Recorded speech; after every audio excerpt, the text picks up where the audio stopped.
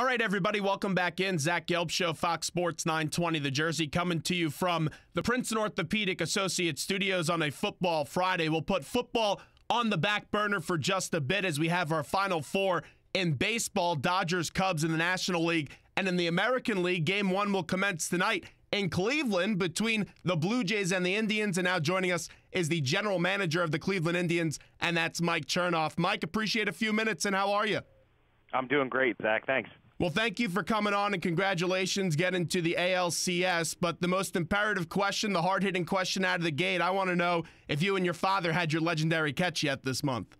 Of course we did. We haven't missed one in, let's see, how many years has it been? 29 years. Ever since I was 6 years old, we've had a catch once a month. He was just out here for the ALDS for the first 2 games of that, so we made sure to get our October catch in. And Ken Rosenthal wrote a great article about you and your father obviously working at WFAN for so many years. And I know the impact your father played on your life in sports, but just up the road is Princeton, your alma mater, and that is something that played a great impact in your life as well. So what did Princeton mean to you, just looking back to you after all these years?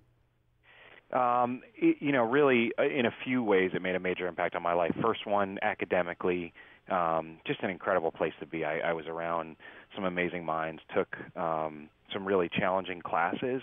I was an economics major. I used some of that in my world today as a general manager, but it was more about learning, critical thinking, just the statistics background that I had there and the writing background that I had there, really just sort of the base level of learning how to learn.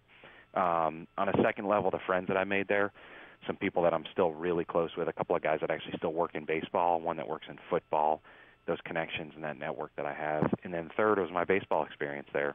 I played for Scott Bradley, who was a 10-year major leaguer, treated us like major leaguers as the coach at Princeton, and really set an incredible and professional environment there where I felt like I grew a lot because of the experiences that he gave us on that team. And you were an erudite student, and you were also a pretty darn good baseball player. I was looking up your stats in 2003. You batted .281, were a captain, and you won the Ivy League championship. So you're asked all the time to scout players now and give evaluations. How would you scout yourself back as a baseball player in your senior season? I was a decent middle infielder. I played shortstop my senior year. Had pretty good hands, not very quick. Quick hands, not very quick feet.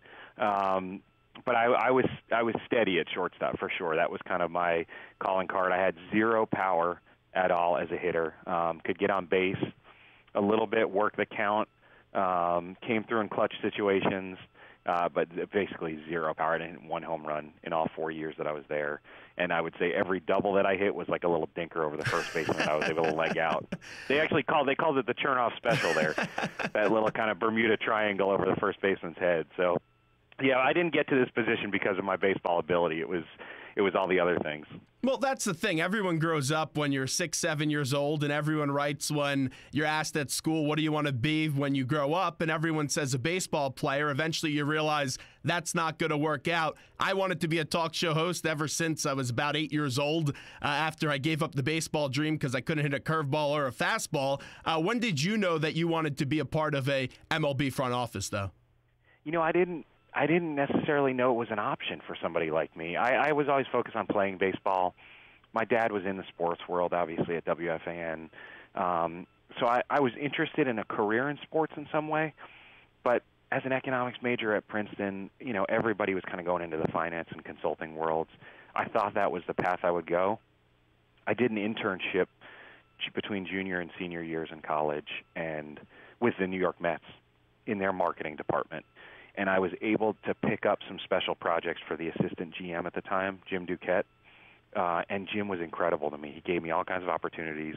It's kind of funny to look back at the things I was doing. They didn't have a database of stats yet, so I was taking the super register, some 500-page book of stats, and transcribing the stats into the computer so we could do some analysis on it. But he gave me all kinds of opportunities in that summer. And that was really when I realized that this could potentially be a career. There's a path for somebody who didn't play in the major leagues to possibly help out with a baseball team and to be a part of a front office. And it was that point when I decided to try to pursue that for a living.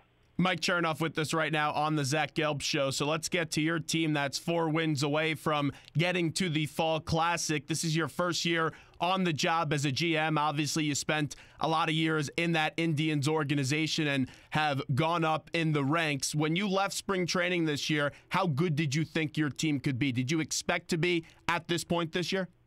We felt like we had a tremendous amount of potential. Our starting rotation was really strong, and we felt like that was going to be the foundation of the team.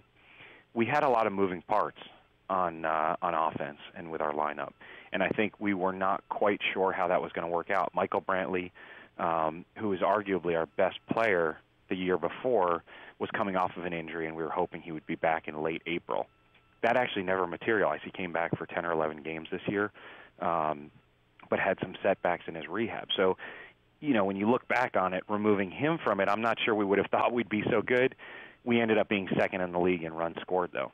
I think guys like Francisco Lindor, Jose Ramirez, Mike Napoli, Rajai Davis came together, had some incredible years. Jason Kipnis, you just keep going on. These guys came together, had incredible years, and it wasn't up to one guy to carry the team. It was a full team effort. So I think things really came together. We ended up being second in the league in runs allowed, second in the league in runs scored. That's obviously a pretty good combination, and that's what's gotten us to where we are right now. Obviously, in the ideal world, you would wish everyone was healthy for your team, but that's how you tell if your team is tough and how they respond to adversity. You lost Brantley, like you mentioned, Salazar, also Carrasco, just to name a few. What makes this team so resilient, though? Because we saw it in New York this year with the Mets. They lose big name after big name, and they still found a way to make it to the wild card round. So how about the resiliency of this team? That's the word. That's the word of the month for us, resiliency. Whatever setbacks we've had guys step in and take advantage of the opportunity. So, whether it was Jose Ramirez having a career year when he stepped in for Michael Brantley and playing left field, the guy had basically never played left field. He stepped into left field for the first half of the year. Or whether it was guys in our rotation, Josh Tomlin coming up huge for us in the postseason series against Boston, Mike Clevenger, Cody Anderson, some of the guys that stepped in towards the end of the year.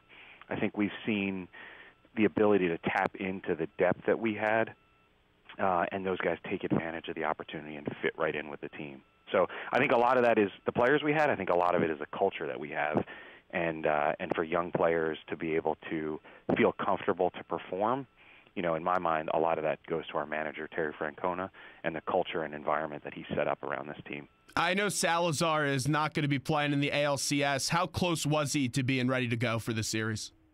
He was close. He threw in an instructional league game yesterday, so he is progressing back, and was good enough, was healthy enough to be able to pitch in that setting and in a competitive game. We just felt like he wasn't quite there yet to be a weapon for us on the roster. So we're hopeful that we'll continue to build him up, and if we're fortunate enough to make it to the World Series, we're hopeful that he can be an option for us there. Mike Chernoff with us. So in this job you have to surround yourself with great leaders, and you have one of those in your manager and Terry Francona. And things, although he's going to be remembered greatly in Boston, they didn't end well for him. What did that mean to Tito in your conversations with him to sweep Boston last round? It's always special to get to the ALCS, but I have to imagine it was a little bit sweeter for him sweeping Boston. I'm sure it was. I think what was so amazing to us when we were there was that didn't affect him at all. You'd expect somebody to get caught up in the hype with that or feel a little bit of added pressure. You walk into our clubhouse an hour before the game on Monday, and he's playing cards with Mike Napoli, and he's goofing off with the players. He has a really loose environment that is so conducive to high performance for these guys. No pressure at all for them. And so in some ways it was kind of amazing to see that didn't seem to affect him. I'm sure inside it felt great for him, but you never saw it externally. None of our players ever felt any added pressure. It felt like just a regular game, in the middle of April or whenever it is, when you don't have that added pressure in the postseason. Your team's such a fun story, and it's not only your team, it's the entire city, because for so many years, and my boss is from Cleveland and still has a house there, goes home each and every weekend, and he would just tell me about the heartbreak and all that heartbreak that Cleveland had to suffer, and it's well documented. Now there's that sense of euphoria because what the Cavs did and then what you guys are trying to do right now, you're in there every single day interacting with the Cleveland fans. Just describe that energy that you're feeling from Cleveland right now. I think we felt that starting with the Cavs in July when they won. It was this real sense of optimism. We had we had one of the national presidential conventions here also. The city is really coming back from some of the down economic times that we had. You're seeing a lot of resurgence and investment in the city. So living here every day, I see a lot of that. We didn't have that reputation. I think with the Cavs and the big convention here, there was a little bit more national attention given to the city. And then with the Cavs winning it all, some optimism that people are feeling. And I think we have seen that kind of bleed over into our fan base now. It's not that feeling of, oh gosh, when is the bad thing going to happen? It's a real optimism that this city is ready for, and that people feel like good things can happen now. So it's really been fun to be a part of that. I've been in Cleveland for 13 years. I've seen the lowest of the lows probably, and it's fun to see the city kind of come together behind both teams for what hopefully could be 2 championship runs. Feeling that energy and then taking advantage of it, and you knew you had a team that could be in this spot. You were aggressive at the deadline. I love the move. Although you gave up a lot for Andrew Miller, it's a move you don't even blink twice about. How about the job of Andrew Miller, though, so far? He was just brilliant in that Boston series, though, Mike. He's been phenomenal. It's one of the most amazing things is when you get a back-end bullpen guy like that, they usually care when they pitch in a game, right? There's, I don't want to say ego, but it's a little bit of, hey, I'm the ninth inning guy or whatever. From the day that he got here, he talked to Tito about wanting to do the best thing for the team. Tito brought him in the 5th inning, of game 1 to try to win that game, and he didn't flinch. So this is a obviously talented pitcher, one of the best relievers in the league, who we can use as a weapon in the highest leverage situations anytime in the game because of that mentality. And I think when you have an established player like him doing that, that is contagious. The other guys on the team just want to do what's best for the team. So it's really been a selfless effort on his part, and I think that's carried over into a lot of the things you're seeing with this team in the second half of the year. Honestly, after you guys beat Boston, I thought of a few things. One, we talked about Terry Francona. 2, David Ortiz leaving baseball. But also the third thought that popped into my mind after an hour, and we talked about that heartbreak and now the euphoria in Cleveland. A lot of your fans were excited thinking they were getting Jonathan Lucroy at the deadline, and I thought to myself, wow, you guys are in the ALCS and he's not. Honestly, when was the last time you thought about Jonathan Lucroy? Because you had a lot invested in that deal. That was a challenging moment. We felt like we had done what we needed to do to get him here. We felt like we had a good opportunity for him. We knew that the T's weren't crossed and the I's weren't dotted, and so we knew there was a possibility of that. In this game, things happen all the time, and you have to move past them, and you try not to harp on them. It's one of the lessons I've learned from some of the leaders I've worked with, Mark Shapiro, who actually we're playing in the series now, Chris Antonetti, our team president, and Tito are exceptional at putting those things behind them and just bouncing back. You see our team do it on the field. So really, since the day that happened, you just kind of put it past you, and you provide the opportunity to other guys. Whatever happened there, it provided an opportunity for Roberto Perez, who has been exceptional defensively, and over the past few weeks has really started to come around offensively for us. So it's fun to be where we are. You hate to think negative thoughts about other guys. We just move past it and focus on ourselves. You mentioned Mark. You also have Ross in that organization as well, and they meant a lot to Cleveland. You know that, just working with them for so many years. What do those two guys in Mark Shapiro and Ross Atkins mean to you? Oh, great friends, first of all. Guys that I worked with for 13 years up until this year. And Mark in particular, I mean, when I got here, Mark was the GM. He set a culture with the Indians, really a kind of a flat culture where you could contribute even as a 22-year-old intern right out of college. If you had a good idea, he wanted to hear it. He provided tremendous opportunity for me and helped me grow and develop here. I'm incredibly grateful for the opportunities that he provided and the leadership that he provided here, and will forever be grateful for that. He obviously has a tree of people that have kind of extended out from underneath him to take on leadership positions with other teams, and he deserves every bit of credit for that, for how he develops people and the culture that he was able to set here. Mike Chernoff with us, the general manager of the Cleveland Indians, wrapping up with him. Big game one tonight, Blue Jays and Indians. Indians 4 wins away from going to the World Series. We've seen so many young general managers in the game now, and that really all started with Theo Epstein because of the success that he had in Boston and now the success that he's having in Chicago. You're over a year in on the job now, a few days over a year in. How did you know you were ready for this position? Because it's remarkable how you guys are in the ALCS with your age and a team that doesn't have the most experience. I didn't know I was ready. I'm still not sure I'm ready. This is an organizational effort and organizational accomplishment. There's no one person in any situation who can make that big of an impact. This is about the people that we have, and we spend a lot of time on that. So as a leader, I am thinking constantly about the people that I'm working with and how to provide them the right opportunities and allow them to help us succeed. But this is about our scouts, that scout in somewhere in Texas who's scouting a 17-year-old player in high school. It's about that guy, or about the coach in A-ball who's helping to develop somebody's breaking ball. Those are the real moments that matter, because those are the players that 5 years from that time end up helping us in the big leagues. And you can look at our team right now. I think almost 20 of the 25 on our playoff roster were in our player development system at some point, either drafted and developed, or we acquired them as minor leaguers and they developed. So this is not about one person. This is about a huge organizational effort to get to where we've gotten to. So in your position in the first year, because you joke about how you didn't know that you were ready or not, what did you really learn about yourself this year on the job? I know you still got some more games to win, and you hope that this thing goes to the end of October and then maybe even into November, but what did you learn so far at year number one? It's certainly been a fun year because of the success that we've had.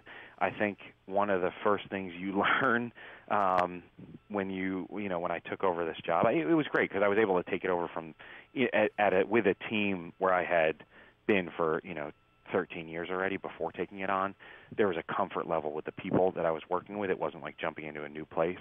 But I think one of the first things you learn is that you have to rely on other people. You have to ask for help. You have to not try to take on too much, and you have to provide opportunity to people. So I think that's a great leadership lesson that people talk about a lot. Mark and Chris have always talked about that with me, but until you're actually in that seat, it's sometimes harder to do that. You want to be the person doing and creating and showing what you're worth as you come up. I think the minute the responsibility falls on you, you have to start relying on other people. Last one is we're talking to Mike Chernoff, the GM of the Cleveland Indians, on the Zach Gelb Show, Fox Sports 920 The Jersey. So your opponent, Toronto, you took 2 out of 3 from them. They've taken 2 out of 3 from you. If you want to be tasting that champagne one more time and going to the World Series, just what are the keys to beating this Toronto team? Well, they obviously have an incredible team. We saw them in the postseason last year. We didn't play against them, but watched them in the postseason last year.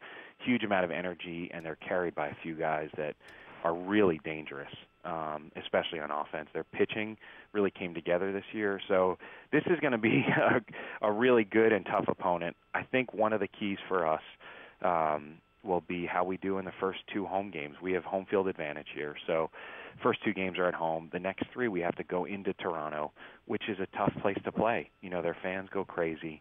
It's a really loud environment. I'm guessing, especially this time of year, the roof is probably going to be closed, which just makes it even louder. So I think a key to the series will be, getting these first 2 games at home under our belt, and hopefully walking into what is potentially a hostile environment in a little bit better of a situation. Mike, everyone here in the Princeton area, they wish you the best of luck. Good luck in this thing, and hopefully you advance to the World Series. We appreciate the time today. Thanks, Dak. Great talking to you.